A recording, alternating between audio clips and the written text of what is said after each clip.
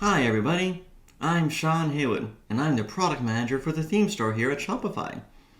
Today I'll be walking you through what is the theme store, how do merchants find it, what are the main features, and how do you submit a theme. So let's dive in. What is the theme store? Well, as you can imagine, the theme store is where we host our theme portfolio. Whether it be free themes made by Shopify or paid themes made by partners like you. The theme store is where merchants go to find the theme that's best for their business, whether they be a brand new merchant looking for inspiration on what to build, or an established merchant who's looking for the theme to support their next stage of growth. We find that merchants come to the store not only to find a theme based on the features and functions that will support the best buyer experience, but also to find a theme that really will support how they want to express their brand online and make them unique. So how do merchants find the store in the first place? Well, it could start with something as simple as a search. Just searching for, hey, what industry are you in? What type of website template are you looking for? And we'll forward you to the right place on the store. If it's an existing merchant, it could be that they're already playing around with their theme and they'll discover a button to visit the theme store and experience our full portfolio. It could be that they've actually reached out to a support advisor here at Shopify to get a recommendation. Sometimes our support advisors will point them in a direction based on things like what industry the merchant is in, what size of catalog they have, and generally how they want to position their brand. And then from there, they might recommend a theme based on some of their own experience with other merchants. Merchants will also find us from marketing activities that partners like you will do. Whether it be that you're announcing your latest theme on Twitter, or just simply talking about themes in general on Reddit. You'll find that merchants will actually browse the internet and find these things themselves, all with the hopes of truly finding a unique experience to drive their brand presence online. Once a merchant arrives on the store, what are the main features they're going to find? Well, if they land on the homepage, they'll be presented with this bold carousel. From here, we highlight 6 themes that rotate every day. So basically everyone has an equal chance of getting featured in the carousel. So from here you'll be able to see, hey, here's some carousel, but also scrolling down the page, you'll see some collections. Some of these collections are things like staff picks that we choose ourselves based on certain recommendations. We do not have ads on the theme store, so there's no way to buy your way into a collection. But there's also some programmatic collections like trending this week, which will help surface things like, hey, what are the most common themes that are being installed as of the last week. It's also very common for merchants to search on the store, and they search for everything from exact theme names if they know what they're looking for already, to features within the theme, to industries, to things like, hey, I have a small catalog, for example. We know that merchants who have a small catalog versus a big one, there's often a very different browsing experience, so that can be a very important deciding factor for them. As well, a lot of merchants just like to browse. So what we've noticed is that there are 3 main parameters that we kind of segment merchants into, and as a result, a lot of the faceting that we have on the store is based around those. And what those are the size of the catalog, whether it be a small catalog or a single product even, all the way up to a large catalog, as well as the industry that the merchant is in, because oftentimes the industry will dictate the features and functionality within that theme. So for example, if you're in the apparel industry, you might want to have a theme that has a sizing chart, versus if you're in the food and beverage industry, something like a nutrition table could come in more handy. So we'll find that we actually want to push merchants to the theme that actually best fits their industry. And the other one is brand position. This is a bit more subjective, but it could be things like, do you want a very bold theme, a very minimalist theme, or are you selling more commodity goods, or is it really more of a high-end experience, and things like that. With these 3 combination of things, people are able to facet into what they're looking for, and as a result, find the theme that's best for them. As well, like I mentioned, since industries are so important, we actually make that a whole menu at the top of the theme store, so you can really just filter into the themes that are best for your industry. Finally, as a merchant, if you land on a listing page of a theme that really inspires you, the first thing you'll be presented with is this hero image area.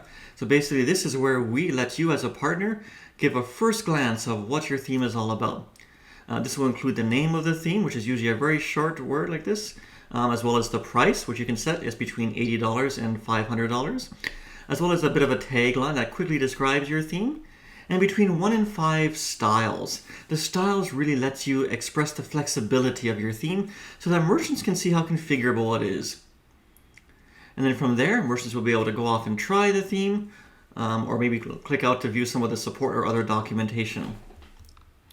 Further down on the listing page, we're also going to let you list out all the features and functionality of the theme. So this will be something that you'd set when submitting your theme, and then it will actually be displayed very nicely on the listing page so that merchants know exactly what they're getting before they have to actually try it. Now, one thing that's very interesting on the listing page is this View Demo button. And what that launches is actually this whole demo experience. This is a very critical part of the entire store. This is where you can actually showcase a completed store featuring your theme.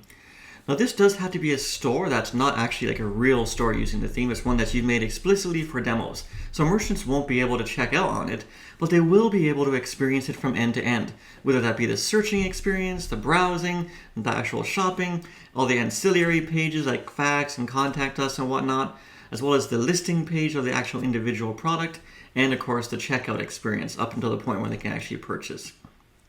So from here, this is where you really get to shine and show a merchant why your theme is best. Now, for every single theme, you can have up to 5 of these demo stores. They map one-to-one to the styles that you saw on the previous page. Now, another important feature that merchants turn to when making a decision on a theme is, of course, the reviews. So a review is something that after a merchant installs the theme, they can write a review onto the store and it will show up onto the listing page for that theme. Naturally, we give you the ability as a partner to respond to those reviews. Whether it be a case where you don't necessarily agree with something that the partner, that the merchant has said, or maybe it's just you want to say thanks for leaving a good review to show your appreciation, you'll actually be able to engage with your customers directly on the store. So if all this sounds great, then you're probably asking yourself, well, how do I participate? How do I get started? And how do I submit a theme? Well, simple. If you're not already a partner, head on over to partners.shopify.com to sign up. From there, you'll be launched into your partner admin. And on the left nav, you'll see there's a themes option.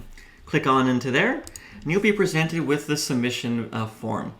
Now, the first thing that we really want new partners to experience when they're thinking about submitting themes to our merchants is to really go down the educational pathway. Learn about the tools that you're going to have to use, and even this new open source reference store that we have called Dawn, where you can actually use to base some of your themes off of.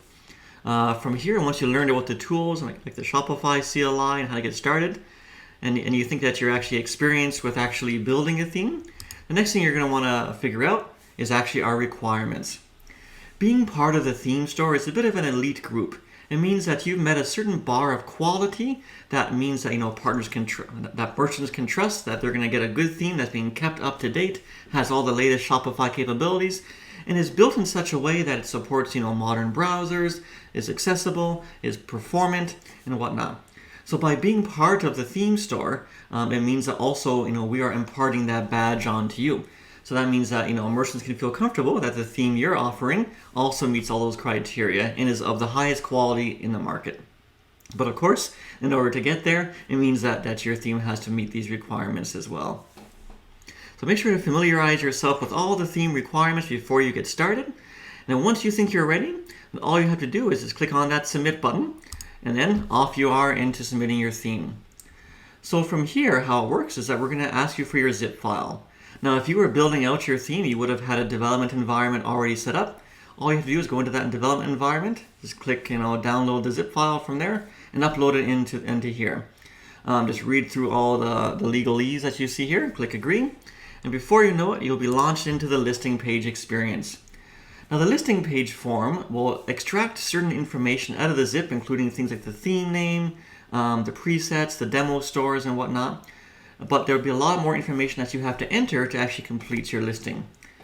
At the very top, you'll see that you have to enter some notes to help our review team understand, who is this theme built for? What was the intention? But also, how do I actually test it? to make sure I understand like where are these features surfaced and whatnot. By providing good quality review notes, it will really help expedite the review and mean that you can either find out what you need to fix or get approved faster. So make sure to write some good review notes. Further down in the submission form, you'll see that you can actually put more details about like what your actual listing content will look like, including you'll notice the background color of the highlight on the listing page. You saw in my example was kind of like a light red color. You can put whatever you want. As well as list all the features that form up your taxonomy that make up what is your theme all about. So basically, fill out this listing form, or even take a look at the listing form before you're ready to make sure you understand what's involved with filling it out. Once you're ready and you have everything all complete, just click on that blue Submit Theme button, and before you know it, your theme will be sent off for review to our highly qualified review team. From there, they're going to be taking a look at the theme, actually installing it on some stores to make sure that it actually works the way that it says, making sure that it has the features and functionality that you say, and making sure that it really is a good fit for the niche that you've built it for.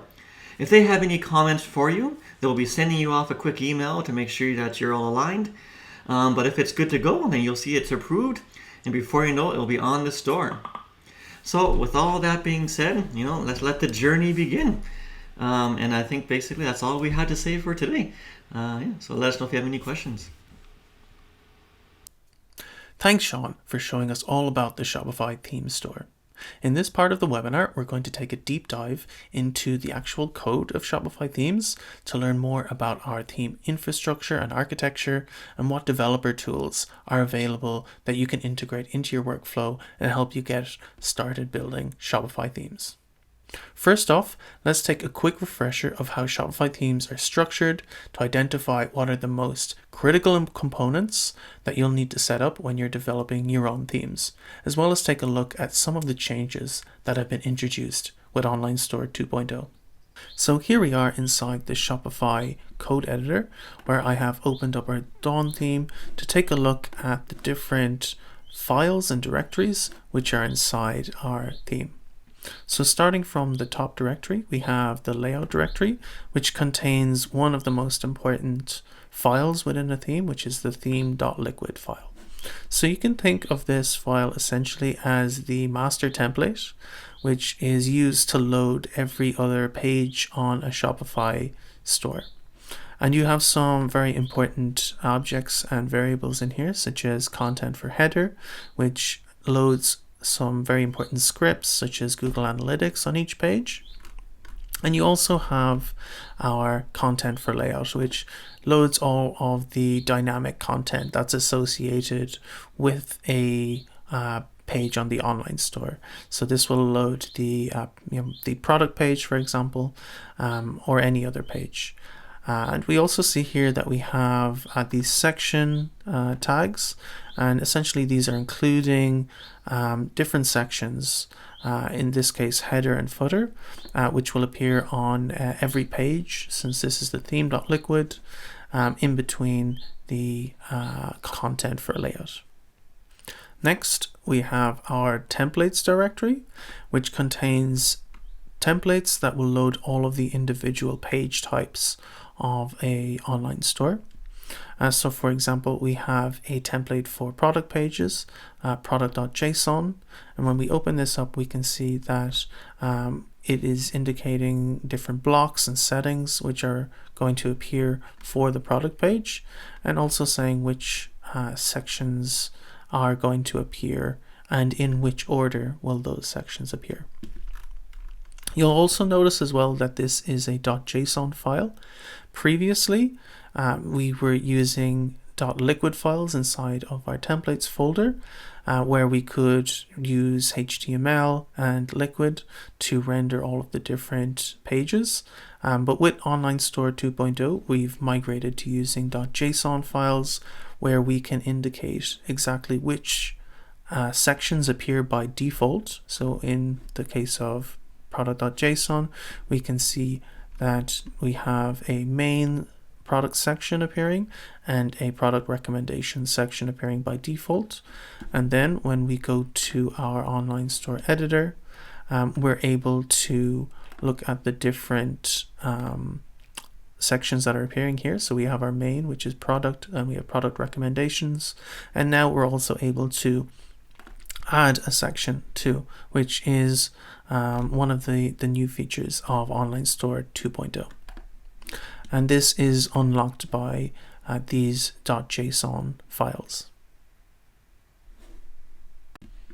Following on from templates, we have our sections directory, and we've mentioned this in passing a little bit already, but this is where our different page components would appear.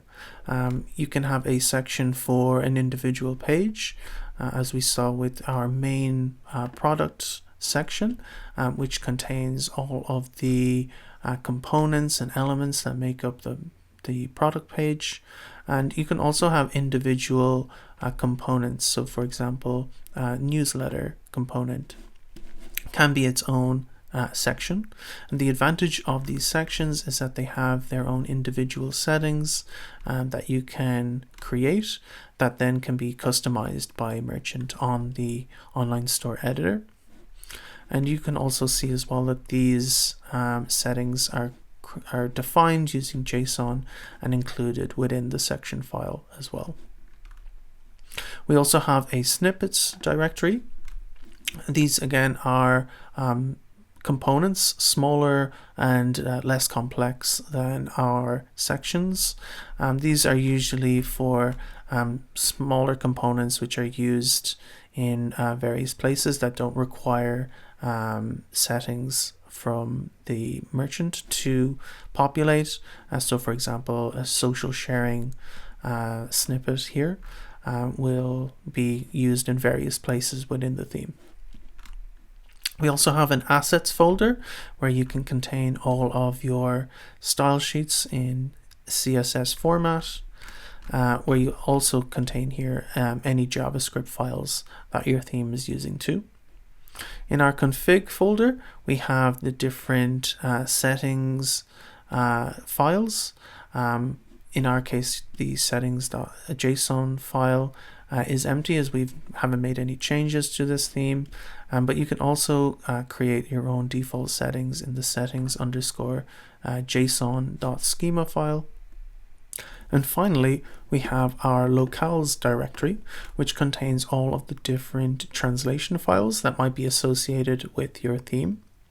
And you will need a separate file for each one of the languages that your theme supports.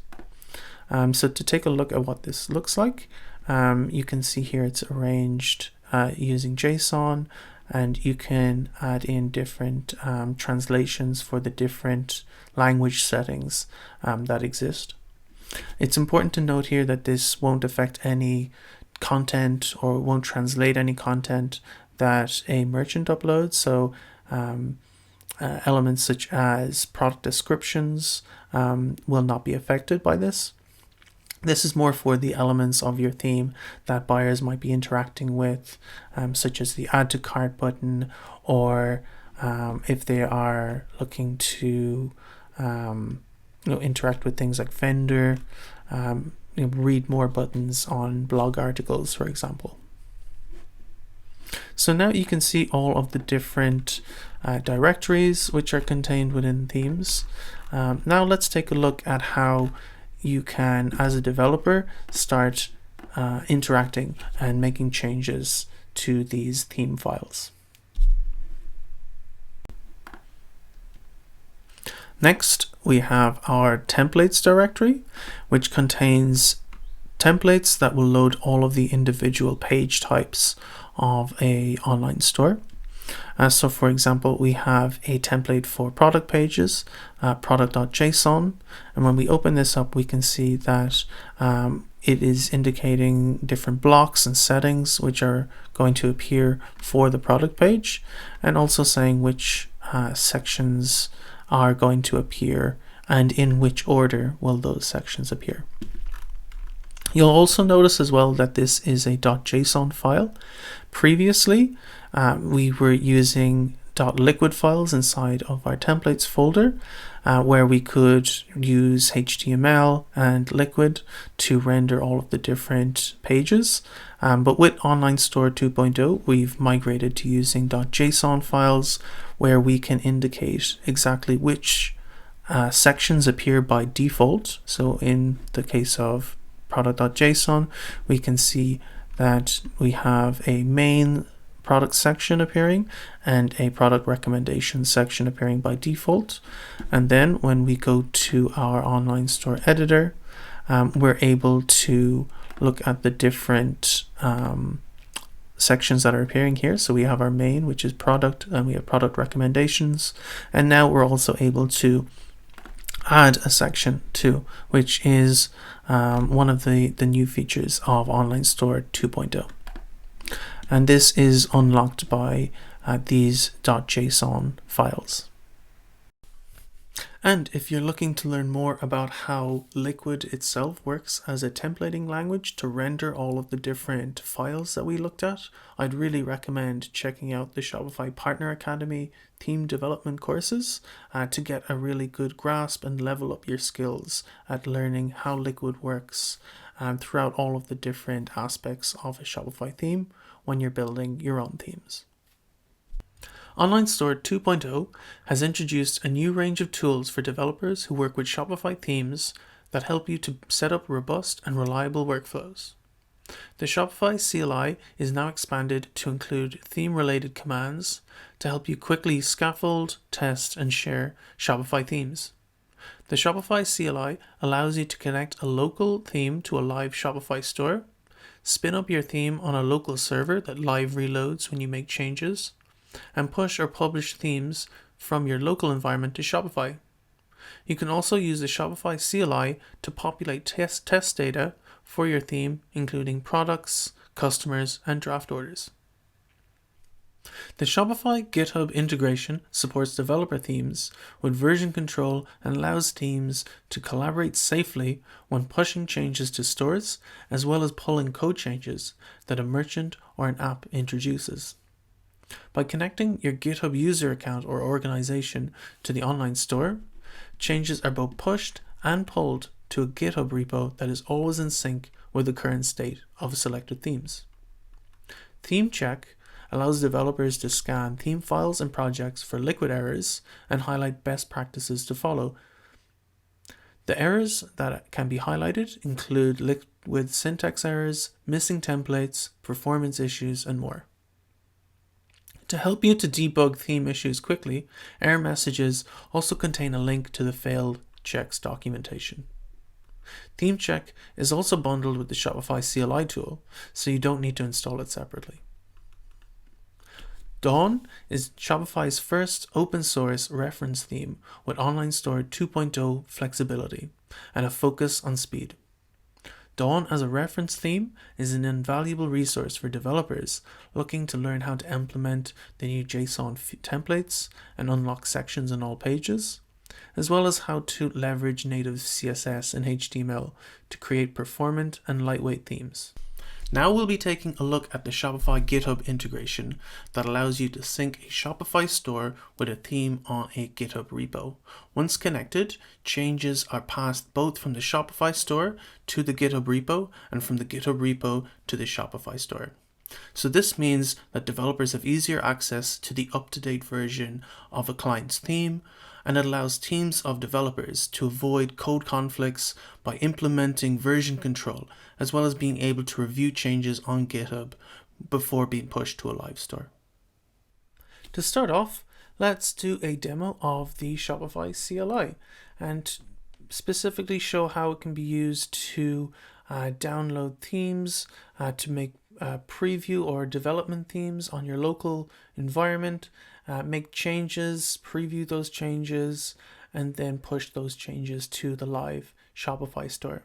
So if you haven't already installed the Shopify CLI tool, you can go to shopify.dev and find all of the instructions there depending on what operating system you're using. And once it's installed, you'll be able to run all of the commands that you'll see me here running from your terminal or whatever command line interface you're using. So the first thing I'm going to do is going to, I have a completely empty directory here that I'll be testing out. And I'm going to, first of all, create a connection with a live Shopify store by using the Shopify login command. And what this will essentially do is allow us to connect with store data when we need to pull store data, and also to push changes to my Shopify theme. So you'll see here I have the Shopify login, and I have the shop flag, and I indicate which shop URL I want to connect to. Once I run this command, I'm seeing some just internal messages here. But when I run Shopify login, you'll be given a URL that you can just copy and open in your browser, which is basically just asking you to authenticate your account. So once you have logged in and authenticated successfully, you'll be able to move on to the next step, which is actually getting a theme that we want to actually start editing. So for this, there's a few different options. You can connect to a theme that's already on GitHub. You can connect to a GitHub repo directly and clone that GitHub repo into your development environment using Shopify Theme init. If you use Shopify Theme init without indicating a GitHub repo that you want to clone, what will happen is that you will clone a new version of Dawn onto your machine, which is what we're going to go ahead and do here. It'll ask you to give it a name. I'm going to call it CLI test, and then you'll see it's very quickly it gets the version of Dawn on our public repo, and it's cloned it into the CLI test that I've created here. So now I've downloaded the theme, and the next step is going to be actually creating a server. But I'm just going to quickly look at what's been downloaded. So if I open up this directory, I can see the CLI test theme that I've created. If I open that in my text editor, I can see here it's all of those theme directories and files that we looked at a little bit earlier. We can also see in the text editor that there's some warnings appearing. This is actually the theme check that's running in the background. That's part of the Shopify CLI, and what that is doing is highlighting some potential issues. So in this case, template is too many lines. There could be some syntax errors that you can highlight. So it's a very quick and easy way to see where you might need to make some changes. So I've generated my theme. The next step is now going to be running Shopify Theme Serve to actually generate a what we call development theme, which creates a server on our machine and takes the theme that we just downloaded and combines that with the store data for the store that we're connected to, and shows us a local instance of that. So the benefit of this is we can make quick changes to the theme, and we can see those being previewed live rather than pushing to Shopify and having to wait until it goes to Shopify before we can see what those real changes are looking like. So once this has fully loaded, it's going to generate a local URL for this local server that we can just again put into our browser. And once this loads, we will be able to see our live version of Dawn. So here, is exactly what we would expect to see. If I go into the collection page, I can see my collections have populated across from the store that we were connected to. Product pages are appearing exactly as we'd expect. So if I return to my text editor, and I just want to quickly test this out. So just above the header, for example, I'm going to use a very useful liquid object, which is template, which will give me outputs the name of the template on the page that we're viewing. So I've just saved that, And then if I go back, I can see here it's already populated across to the local version on the server that we're running. So you can just about see product there. When I go to my collection page, that will change the collection. Home, that changes to index. So yeah, I can see this is working. Things are appearing on the server as I change them on my text editor. So what I'm going to do now is I'm actually going to stop the server, and I'm actually going to push the changes to my live store.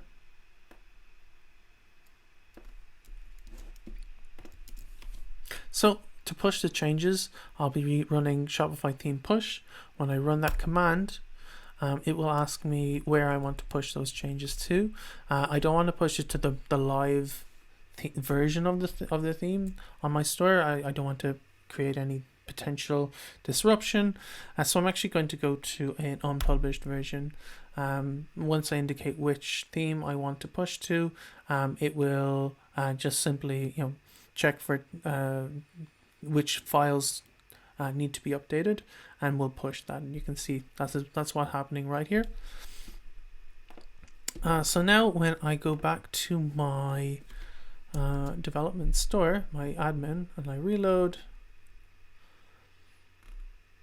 and I can see Dawn testing, this is what I pushed it to. And if I customize it, yeah, now I can see that variable that I added is now appearing exactly as I expected.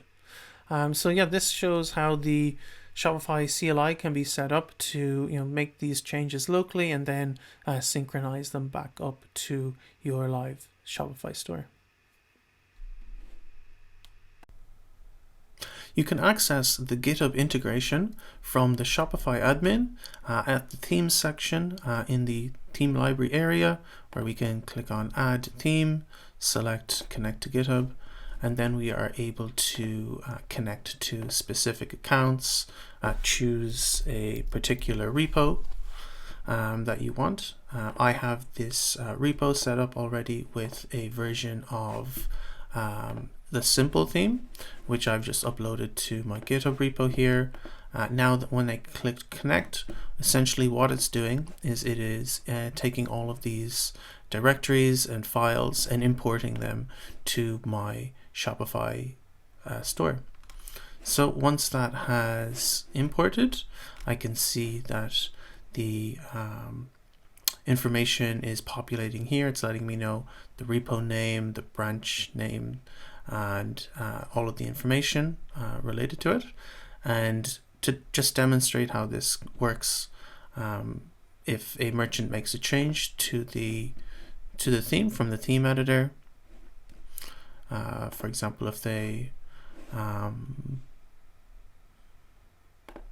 add a new section of a feature collection and they save that change, you'll see on our GitHub repo, when we reload the page, that we see that this change that's been made on the theme editor has now been published or pushed onto our GitHub repo here.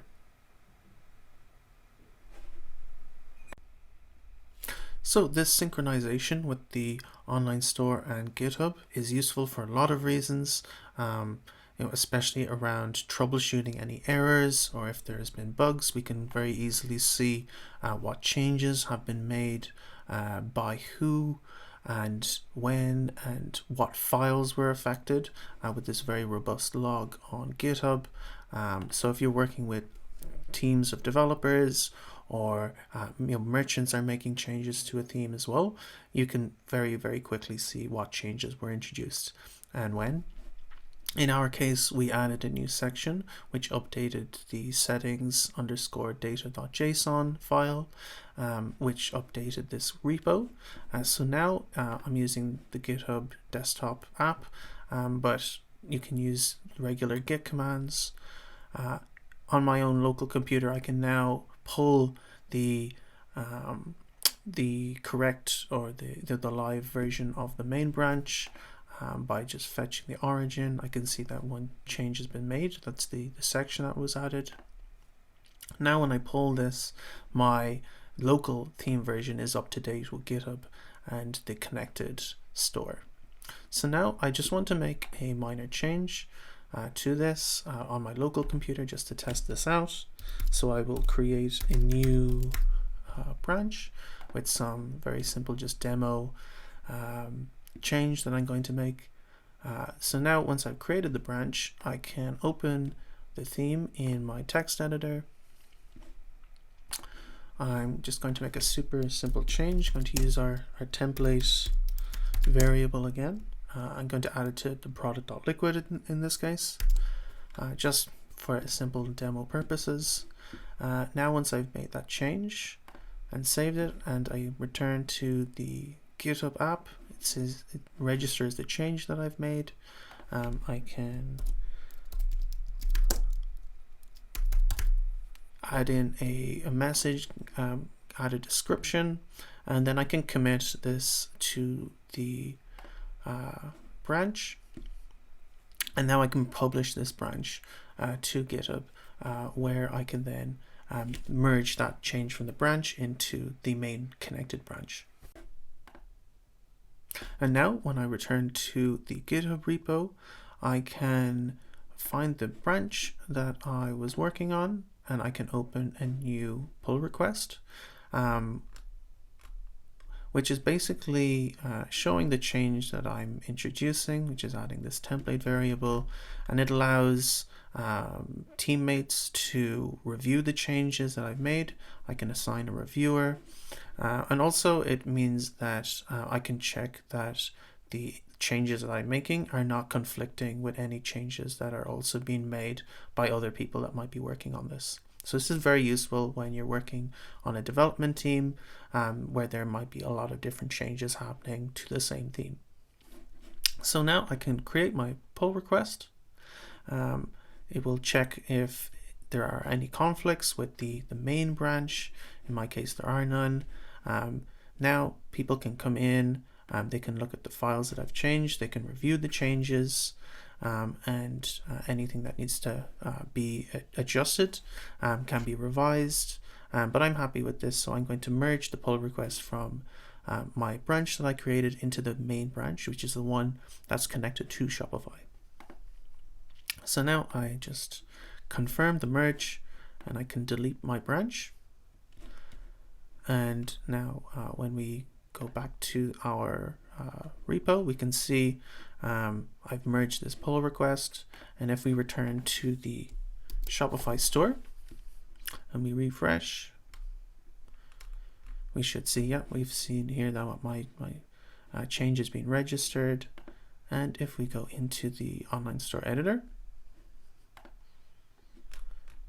we can see here the template variable is outputting product as we would expect.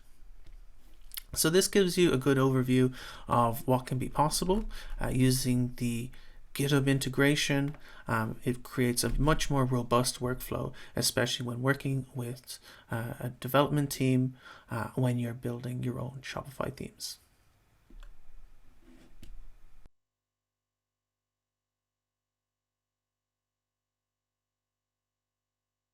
Thanks so much, everyone, for tuning in. It's been great to see the chat, some familiar faces in there. Charlene, great to see you tuning in. And everyone else, thanks so much for tuning in all over the world. As you saw from my demo, my name is Liam. I'm a developer community manager here at Shopify. And I'm also joined here with Sean, who gave a great presentation on the theme store. But also here as well is Vince Dobson and Marcus Shoiga from the Themes Partnerships team here at Shopify. And we're just going to spend the next few minutes going through the questions that you have submitted. So again, thanks so much for submitting those questions. A lot of really great topics in there that we're looking forward to getting our teeth into and unpacking those a little bit more over the next couple of minutes. So guys, do you want to introduce yourselves very quickly? Sure, I'll jump in first. My name is Marcus Shoiga, Senior Team Partners Manager here at Shopify. And yeah, excited that we have this opportunity now to talk to people about the theme store opening and getting themes submitted. Great. Thanks, guys. Vince here, Vince Dobson. Thanks for joining us today. We're excited to finally have the theme store reopened, and we're looking forward to seeing what our community can bring to us. I've been at Shopify for about 4.5 years, and this is a big moment with Online Store 2.0 coming out. So we hope you're all as excited as we are. Great, and I'm Sean Haywood, the product manager for the theme store. Very excited to have you all here and go on this adventure together. Brilliant.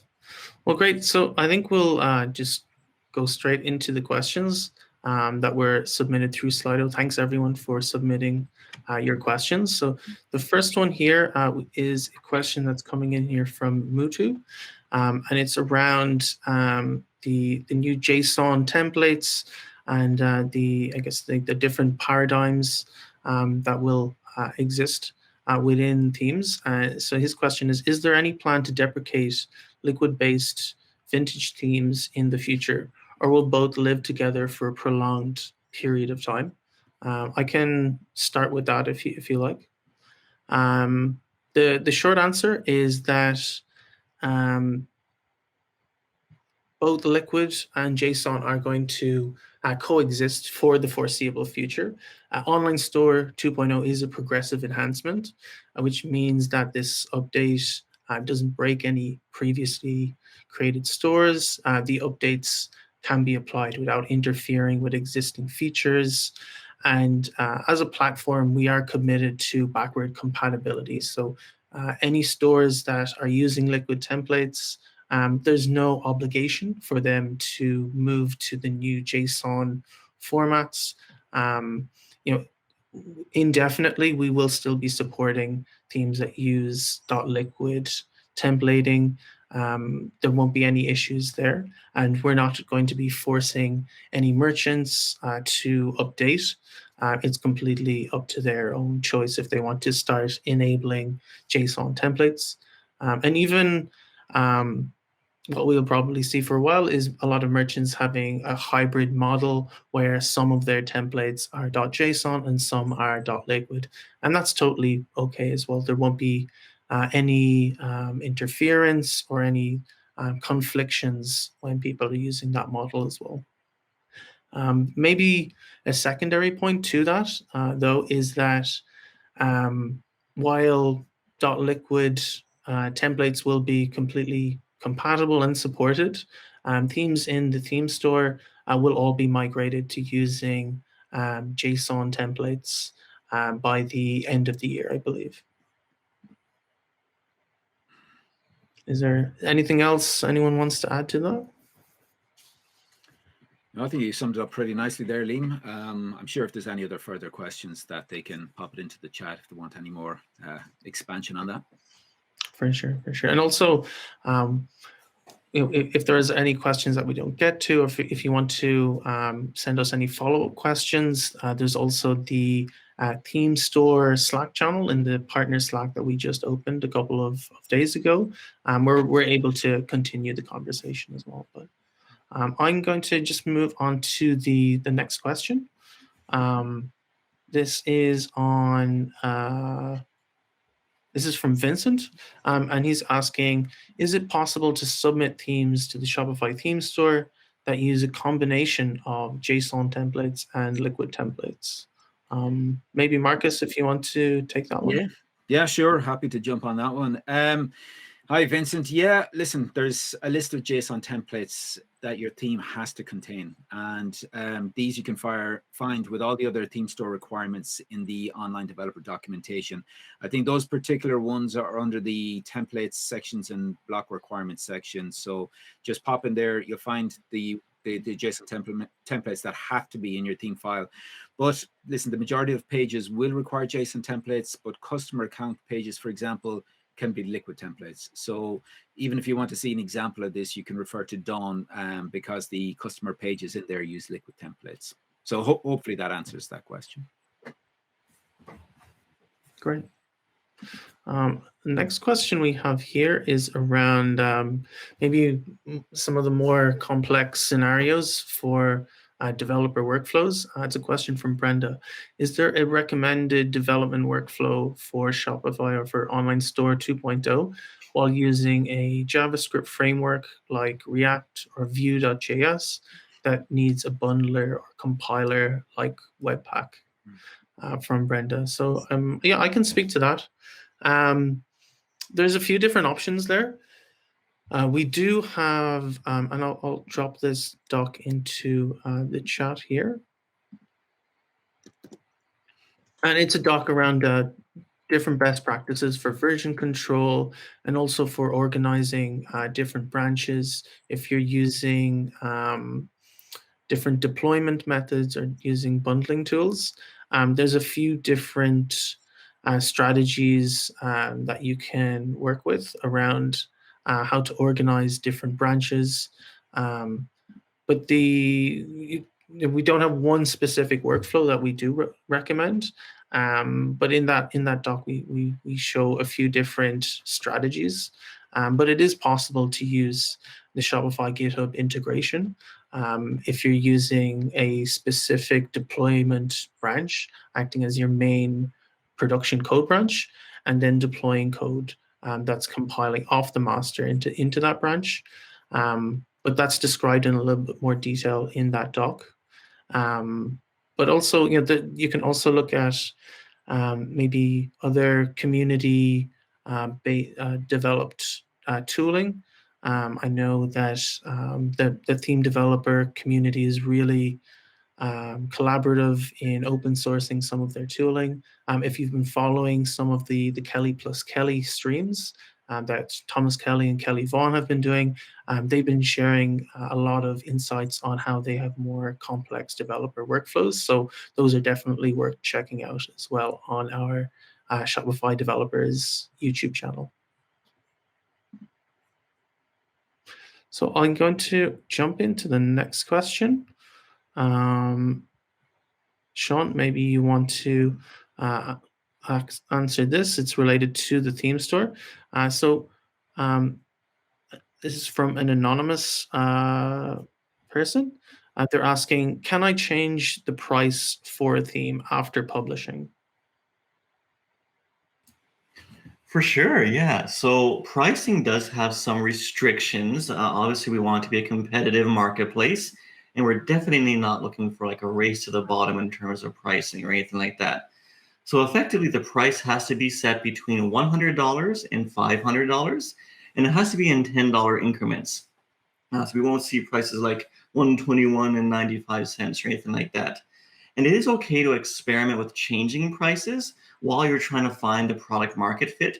You don't need to go through another round of review or anything to that effect in order to change the price. One thing to be cautious of, though, is that obviously if the price suddenly changes dramatically, while merchants are buying your theme, that, it might leave a bad taste to some merchants, right? Imagine you bought the theme for $100 and then the next day it's $400, or vice versa, I should say. In those type of scenarios, you do have to be careful whether or not you get refund requests, whether or not you get some bad reviews posted as a result of that. So just keep that in mind. But yeah, definitely it's okay to experiment with pricing. Just keep the merchant experience in mind as well. Cool. Thanks for that, Sean. We have another sort of theme store, theme submission related question here. Vince, I might pull you into this one. Great. And this is a question from Phil. And he's asking, can anyone submit a theme for review, or do you need to be a pre-approved seller? Thanks for your question, Phil. So actually anyone can apply. So any Shopify partner through their partner dashboard could go under the theme tab and submit their theme file. That goes directly to the theme review team, who will review and then provide you some feedback through email. So again, we're looking for all backgrounds and levels of developers with different levels of experience.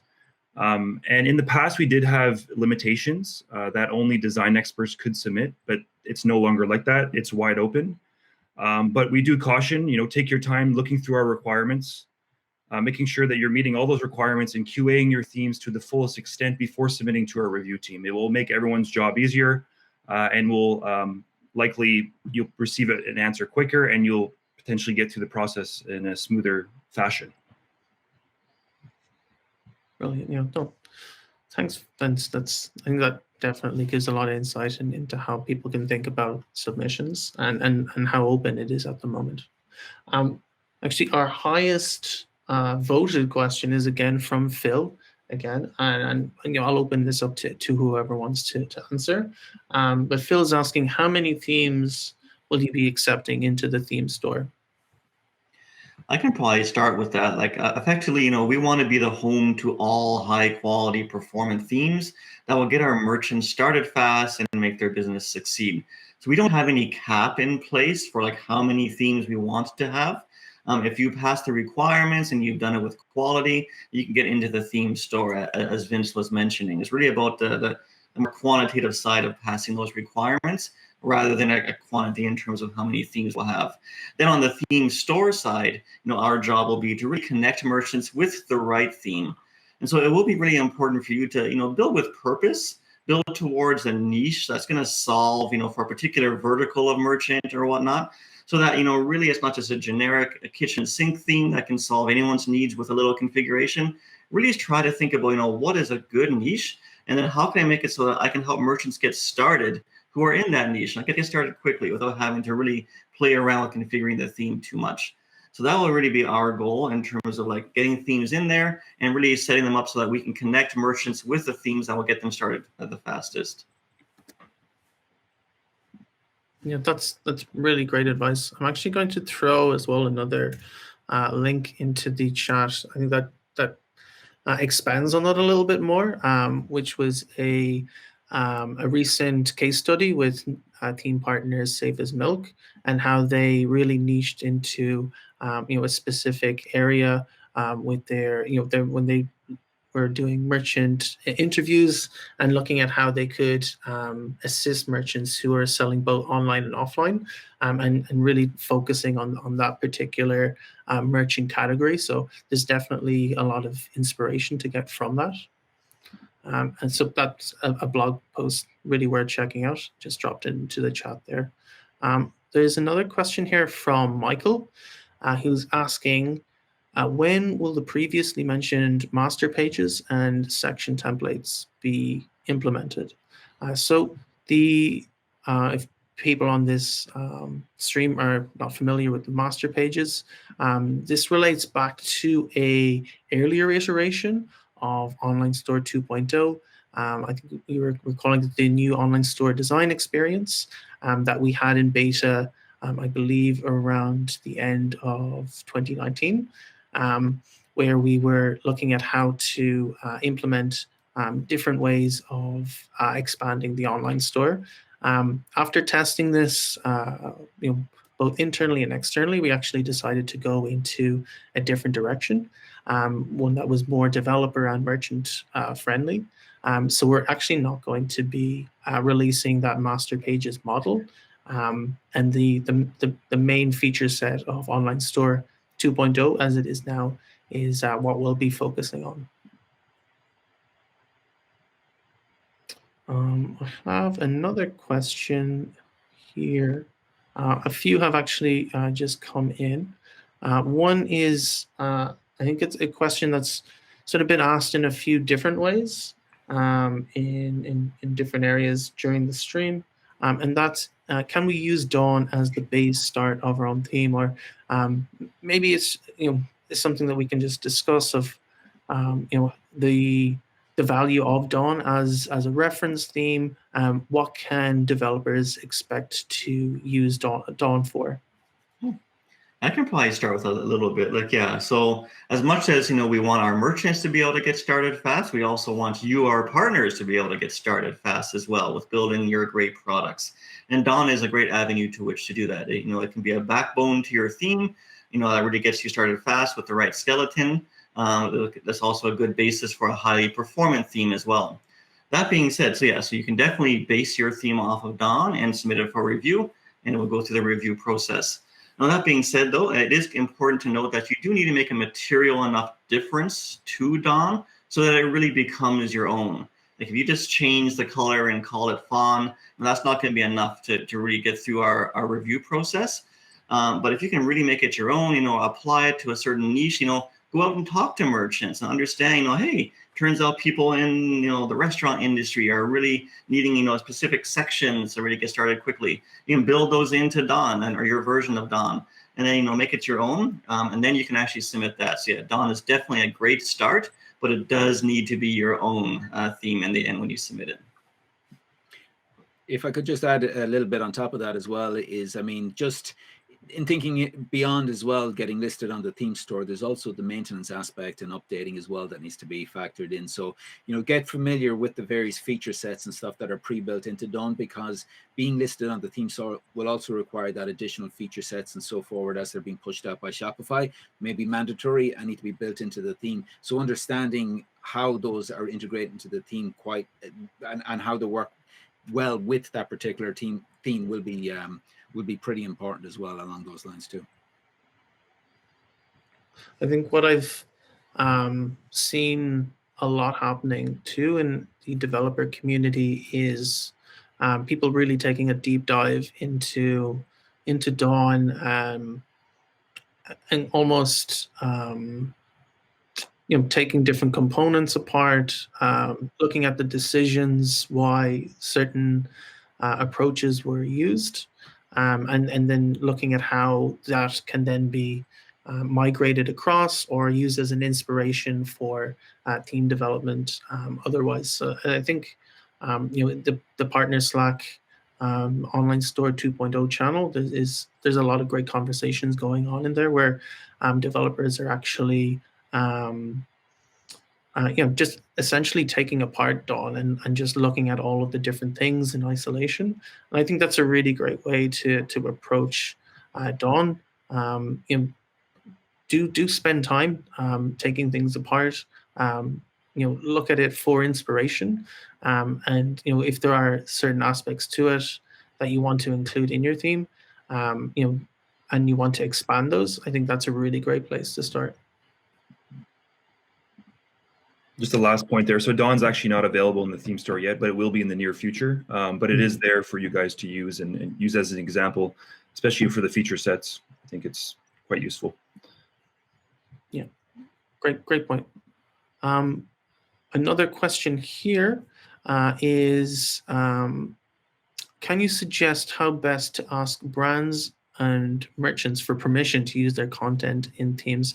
That might be something, Marcus, Vince, that you've seen previously in the past with existing theme partners. Absolutely, working with theme partners. I know that this is it's a difficult one, because obviously you want to represent your theme with demo stores that are good reflections of whatever industry, vertical, merchant or customer base that the theme is aimed at.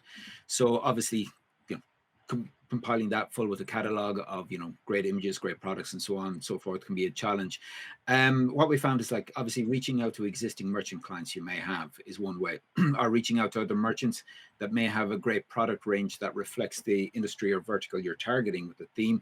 That's one possible approach, but what we would advise is always to make sure that you have some means to prove your project's viability, such as pre-acceptance to the Shopify Theme Store, a really strong portfolio of existing work or client work, because that obviously helps you build a trust, and you can showcase your ability with that particular merchant.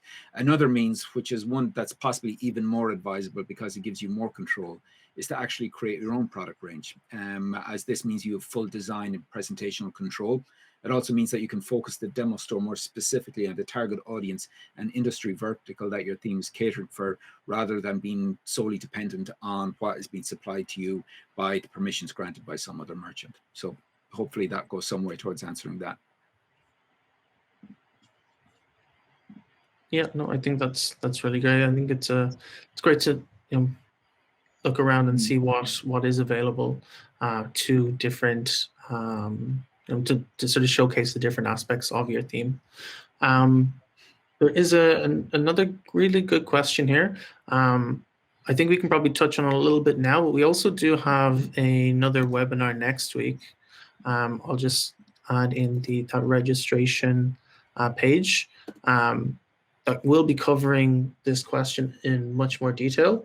But maybe we can just talk about a high level overview of this. How does it look? What does the flow look like when you're publishing a theme in the Shopify theme store? How much time does it take? And that question's from Vladimir. You want me to touch on that, Marcus? I can start. Maybe you can elaborate. Yeah, go for it, Vince. Absolutely. Yeah. So the actual time of a submission from start to finish, that really depending on how much effort is put in to begin, to make sure that you're meeting all the requirements. I'd say the quickest turnaround would be like a 2-week period, and that is if our theme review team doesn't have a large number of work ahead of them. So it could really depend. We'd say at least 2 weeks, potentially a month, and all depends on how busy our theme review team is. So it will be on a first come first serve basis. So keep that in mind.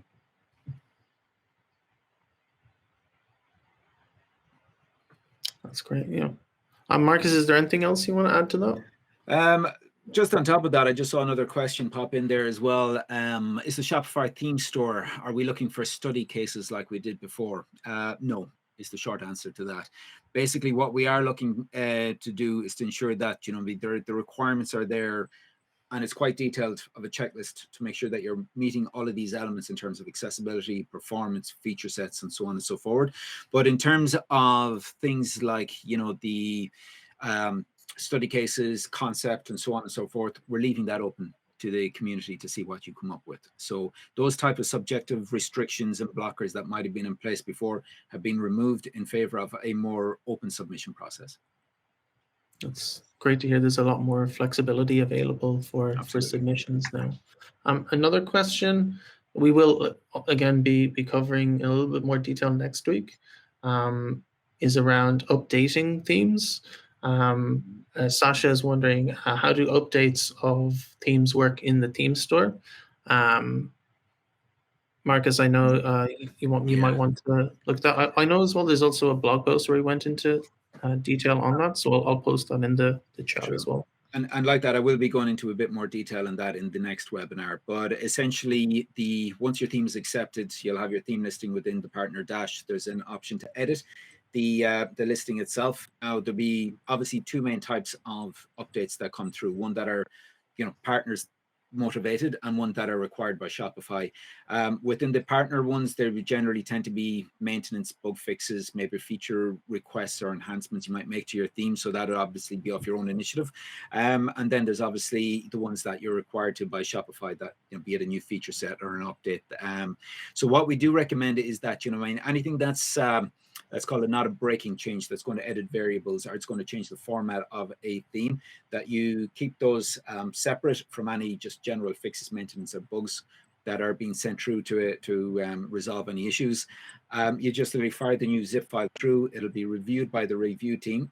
They'll make sure that it's meeting the standards and it's operating correctly. Again, we need to stress QA your themes, make sure they are in the best condition and to be fully tested before submitting, and that way that they will get through quicker. And then that'll be released then onto the theme store to replace the version that's there, and you'll get an email notification to let you know that it's been updated. But again, I'll be going into more detail in the next webinar. Great, and I've also included the blog post as well that also describes that maintenance and updating. Question here on, I guess, around like marketing on the theme store. Sean, maybe you'll have an insight into this. Marianne is asking, do we have any insights into keywords that are searched by merchants on the theme store? I'm not sure there's a whole lot of insights to share on that one. But like, for example, we do know that industry plays a key thing. Usually a merchant will come in knowing what industry they're in. And as such, we do usually want to differentiate themes by industry. It's a very common thing. So for example, a theme that is targeted towards food and beverage is probably going to have like a section related to nutrition chart or something like that. Versus one for apparel, it might have a section more for like a sizing chart and stuff like that. So inevitably people would come in knowing what industry they're in. So they might say, hey, Shopify themes apparel, things like that. And they kind of know what they're coming in for. But this will be something that you can also play with. We do have a tracking pixel for Google and Facebook that we put in. so that you can actually start to see who's coming to your listing page on the theme store. So that would also be a way for you to kind of get a sense for who's your demographic. And then of course we're hoping to expand on that to give you even more information. But yeah, I think that's what I can share for now. Cool. No, that's definitely super valuable information. And I'm sure as the theme store evolves, we'll be able to unlock a lot more insights for partners. So yeah, I think we'll probably start to wind down in a couple of minutes. There is just one or two other questions here that we might go through quickly. One is on from Anonymous. Can you show us a live example of the schema and what has changed? So I think maybe the best way to look at the new schema, particularly for the JSON templates, is on our developer documentation. First of all, we do have a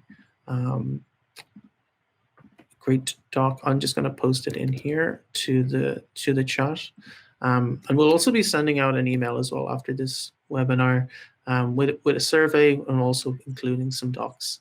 But essentially, yeah, our docs are probably the best place to look at what the difference is between the JSON templates and the liquid templates. You can also look to Dawn again as a great model to see how this looks like in the wild. And I can also share as well that we are launching a blog post next week that will be diving into almost like an anatomy of JSON templates and taking those all apart. So we do have that documentation there, blog coming out, and Dawn being a very good, valuable resource for that too. Maybe this will be the final question that we'll end on for today. And it's again from Anonymous, and they're asking, can we know more about the Lighthouse action on GitHub on Dawn theme, and how can that be set up? Not